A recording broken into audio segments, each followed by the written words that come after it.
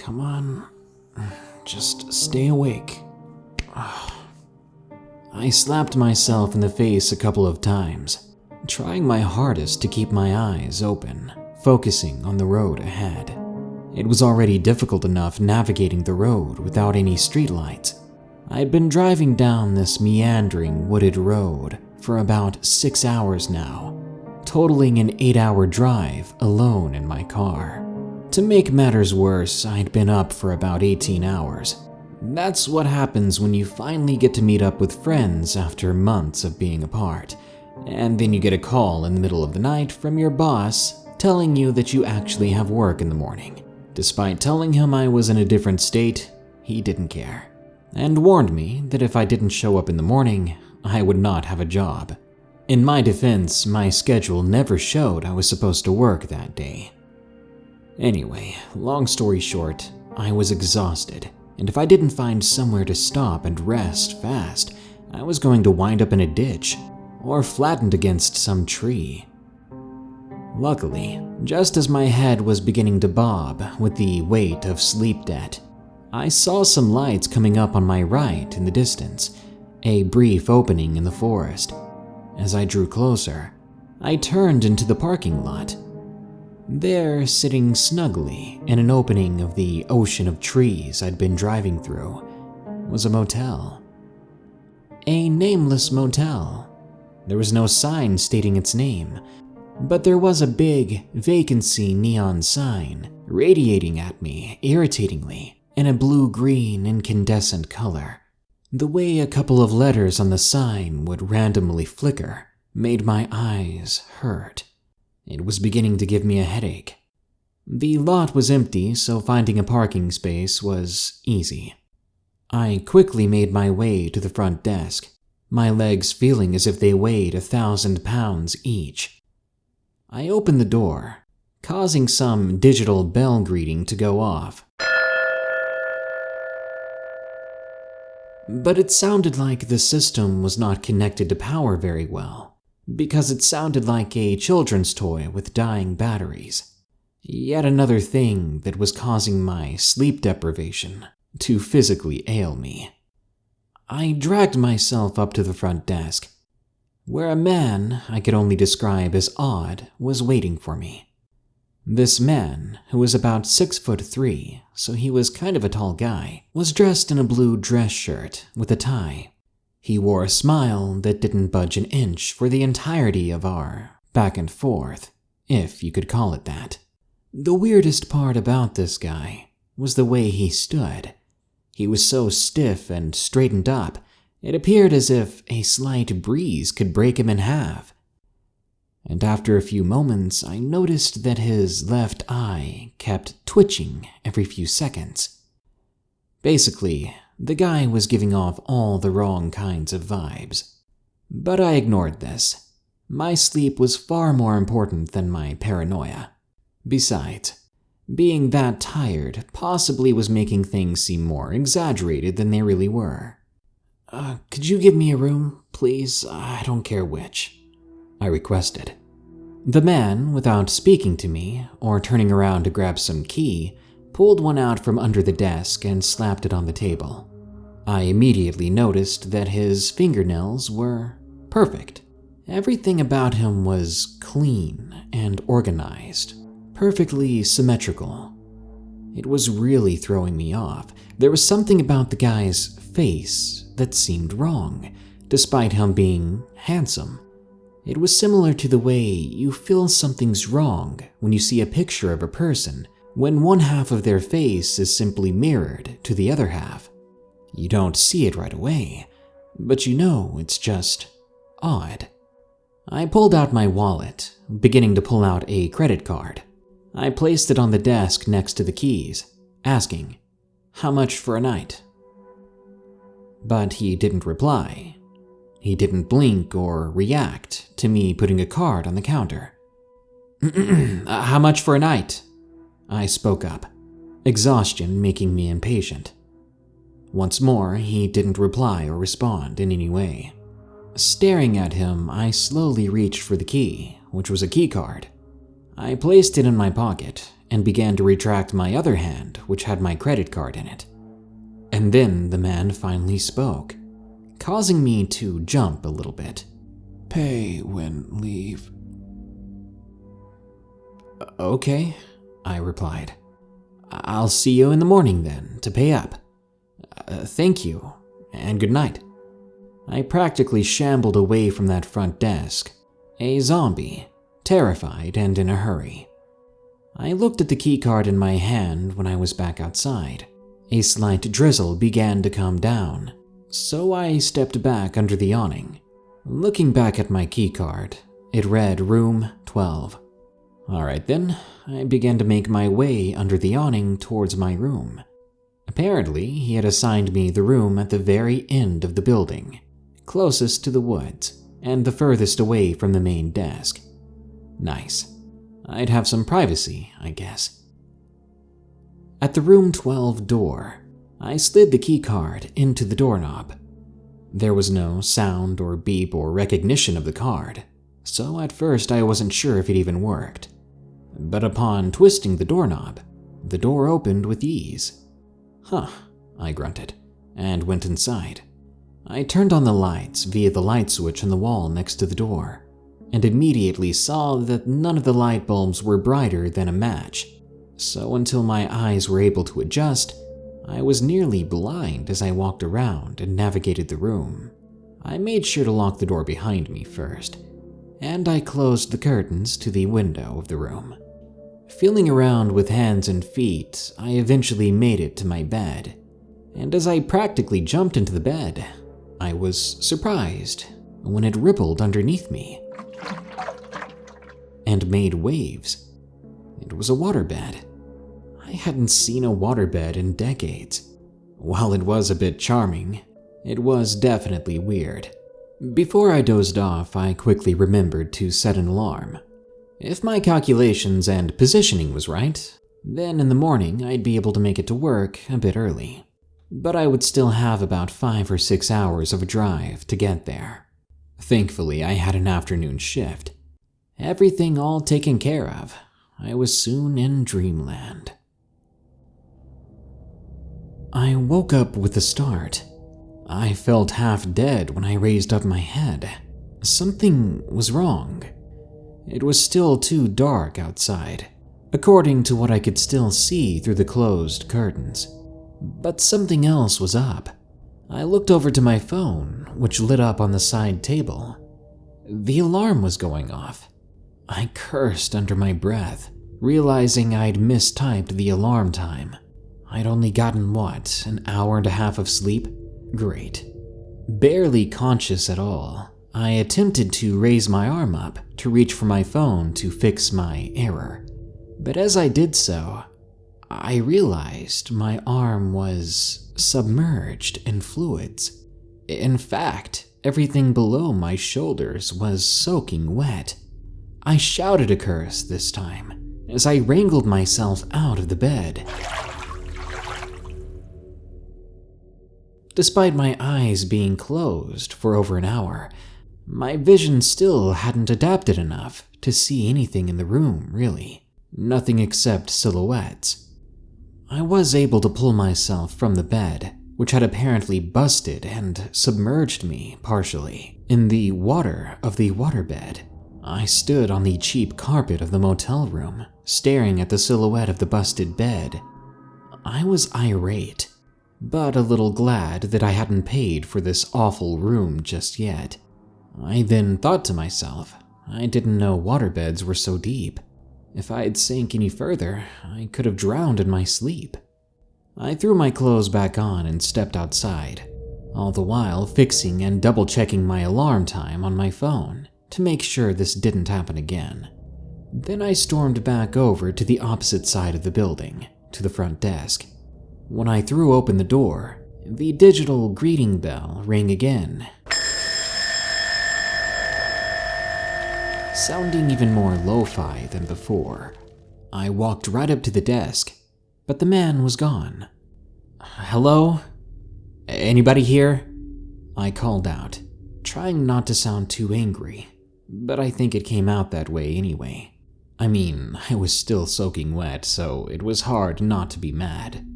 And my skin was burning too. I've always wondered what they put in waterbeds. I thought to myself it must be something more than water, maybe some kind of chemical. No one showed up for about a minute or so. I searched the desk with my eyes, trying to find some sort of bell I could ring, something to get the clerk's assistance. Suddenly, the lights in the building began to flicker. They went out for a few seconds, and I heard a strange noise.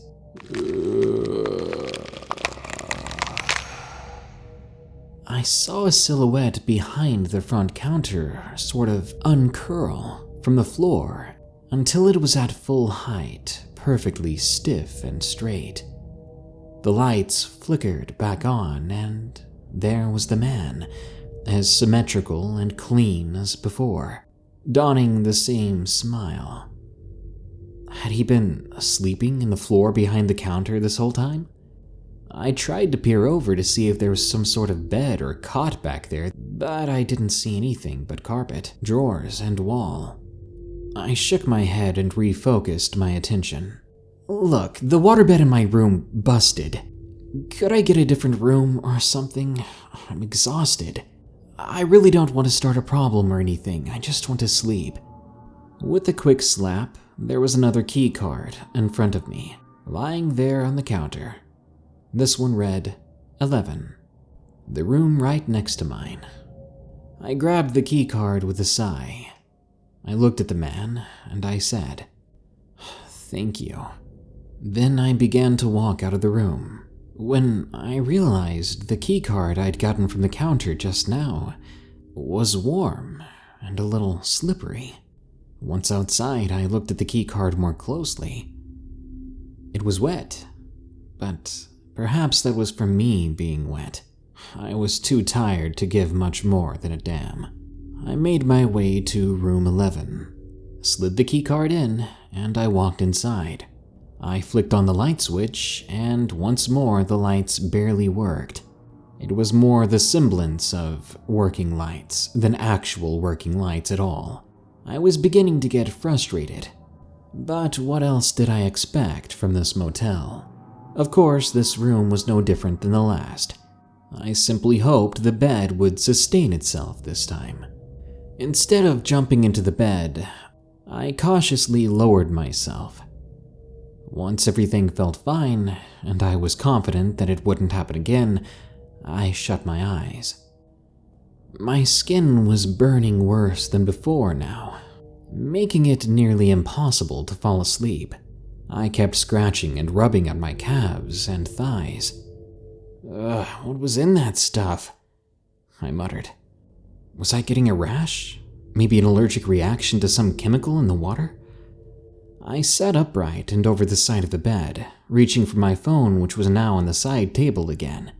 I clicked the lock button and searched for my flashlight icon. As soon as I found it, I tapped it, splashing the room in light and color, and causing me to be blinded and wince for a few seconds before I adjusted to the light. The flashlight first showed the floor, because I had the phone pointing down.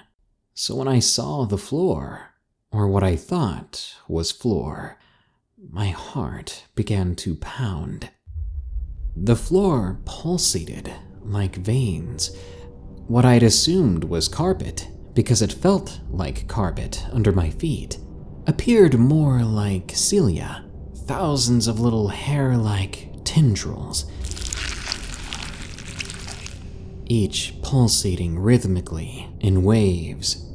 I was absolutely shocked, astounded, horrified at what I was looking at, but my mind was still in the real world. I assumed that the floors were infested with some kind of bug, so instinctively, I jumped back onto the bed so that my feet were no longer touching the floor. But as I pulled back, my phone came with me, shining more of the room as it went. This time, it shined on the bed. I was expecting to see a wood frame, a smooth, water-containing mattress of some kind. But what I was staring down at It had a texture resembling gums. There were purple, blue, pink veins running throughout it, and in the middle was a slit, one that I could not feel as I sat on it, one that I knew opened up, because it was in the same position as the bed that I thought broke. I didn't fall through a busted bed. I had been ingurgitated into it. As I was making this realization, the slit began to open up. Starting at the top, where I thought the bed frame was, beneath the flaps of the engorged, gum-like organelle, was a transparent green liquid, one that silently bubbled when it made contact with the air. That's what I'd fallen into, what I was almost entirely submerged in. I wanted to vomit.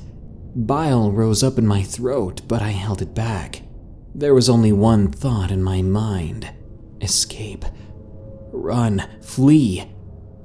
Before the opening or slit opened up beneath me, I jumped off the bed.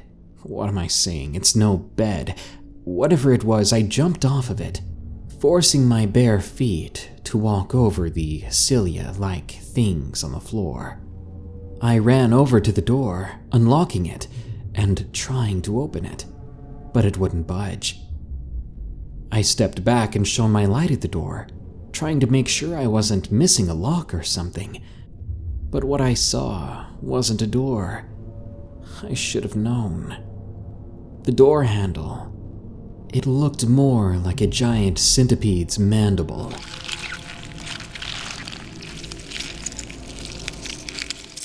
The thought that I'd had my hand all over it, twisting and turning it, I thought I was going to pass out. I was lightheaded already. I didn't fully believe what I was experiencing. It had to be a nightmare. I was asleep in a bed, a real bed, and none of this was real, right? I ran over to the window. Hesitantly, I shone the light on what I thought was curtains. Sure enough, the curtains were actually thin flesh veils, veins running down from top to bottom as blood coursed through them.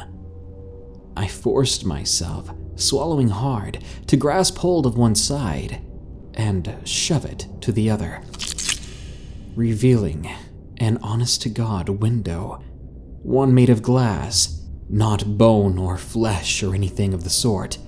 But this window did not have a way to open it.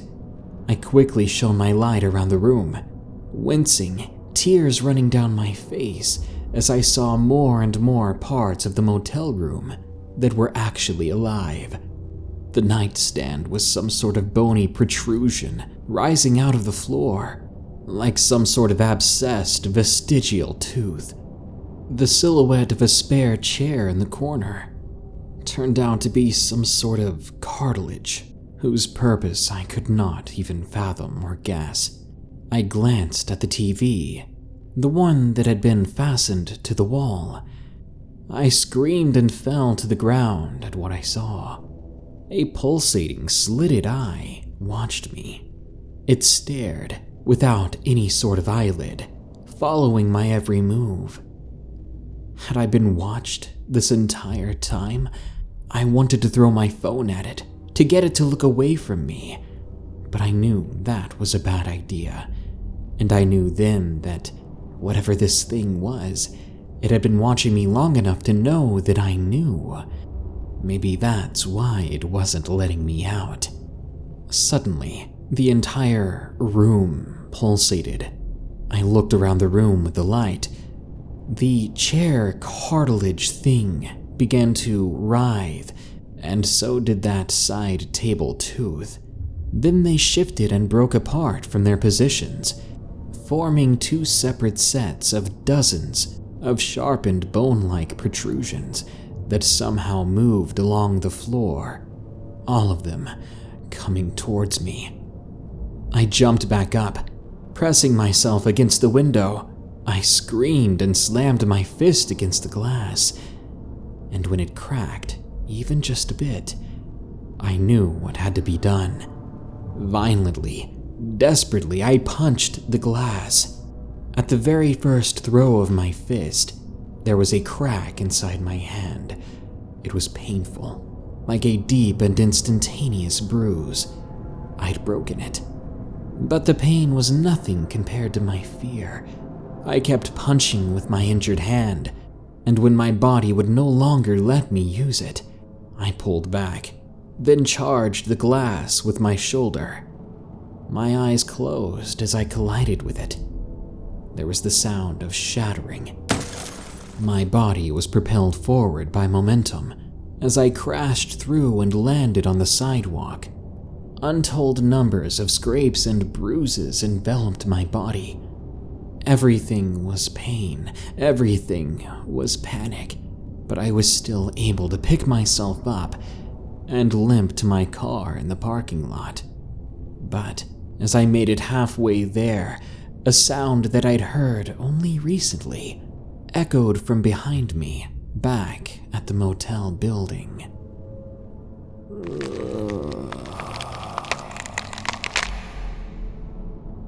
I dared to turn around to see what was making that sound. Pay when leave. I knew it was the man, but what I didn't know was what the man really was. Nothing here was what it seemed to be. In the direction of the front office, standing in front of the door, was the man, the clerk, still smiling, still stiff as a board. I was petrified as I saw what happened next.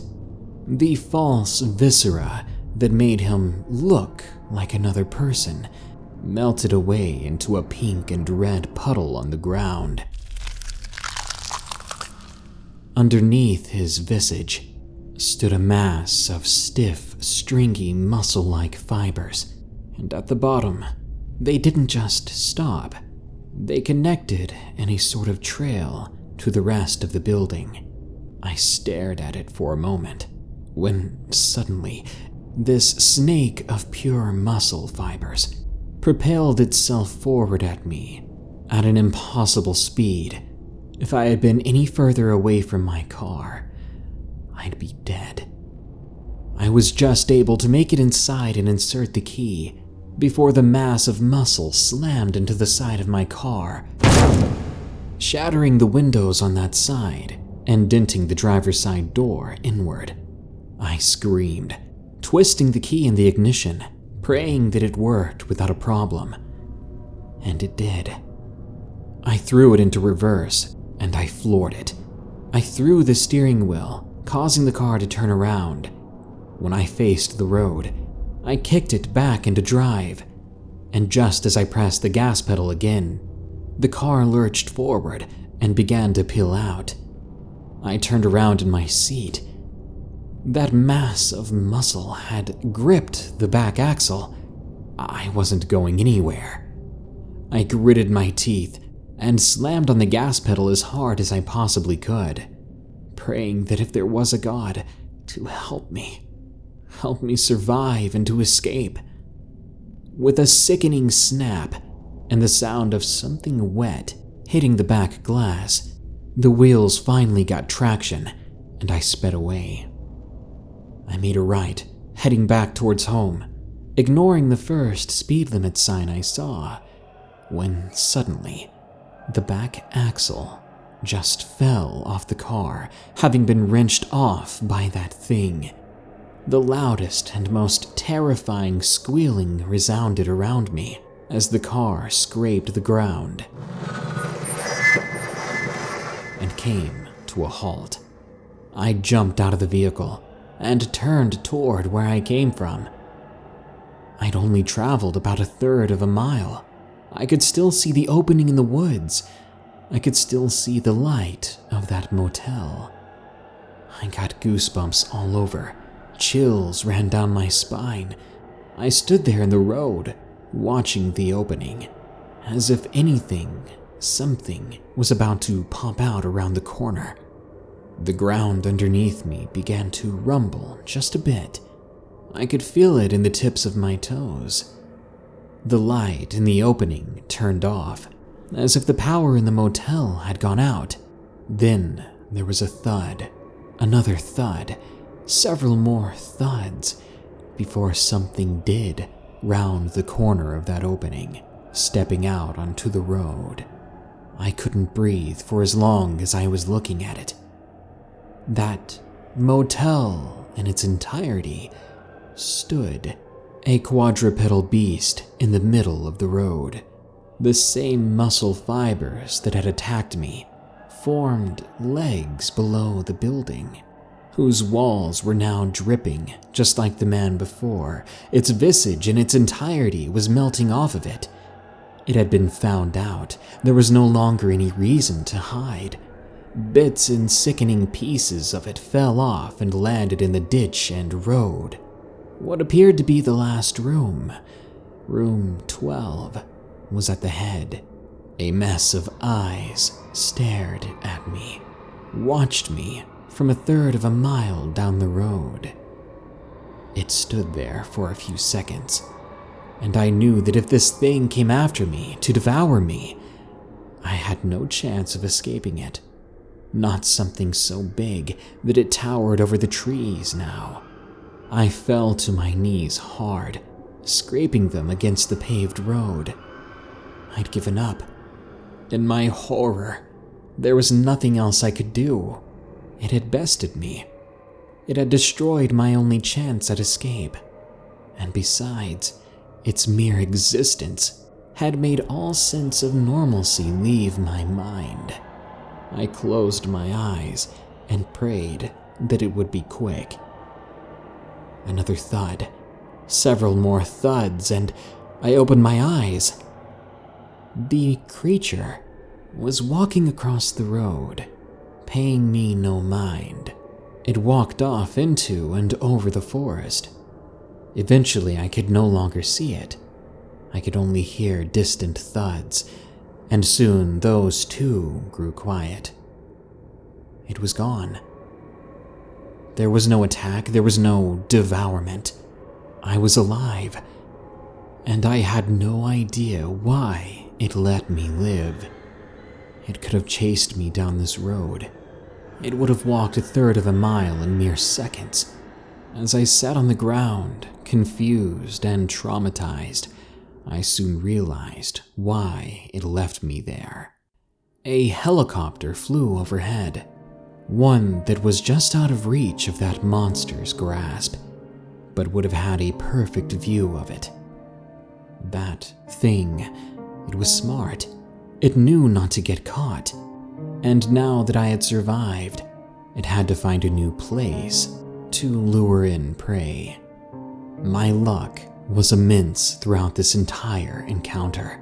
If I hadn't screwed up my alarm in my sleepy stupor, I never would have woke up before it was too late. I would have been digested in room 12. If I hadn't decided to examine my skin after it itched and burned in room 11, I never would have seen that monster for what it was. And if that random helicopter hadn't flown past, then I would be a goner. I walked down the road, sore and injured and tired, my mind a big blank. I didn't know what to think. My entire worldview had been changed.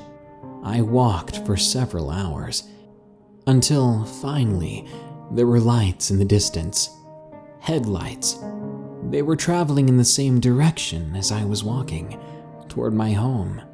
I waved them down, and they didn't hesitate to stop, probably seeing how much of a wreck I was. I crawled into the passenger side of the car, thanking the driver profusely. As I shut the door, he continued off down the road. I laid my head against the window. Everything was pounding and aching. I'd never been in so much pain. But it was over now. I was heading home. I'd survived, and I could share this experience with the world. Thanks again. So, where are you headed? I said, trying to catch my breath. I turned to look at the driver. It was a woman. A woman who seemed quite happy, whose body was so stiff it appeared a slight breeze could break her in half. I turned toward the door, yanking on the handle, but it would no longer budge. As I tried desperately to escape, I heard the telltale sound.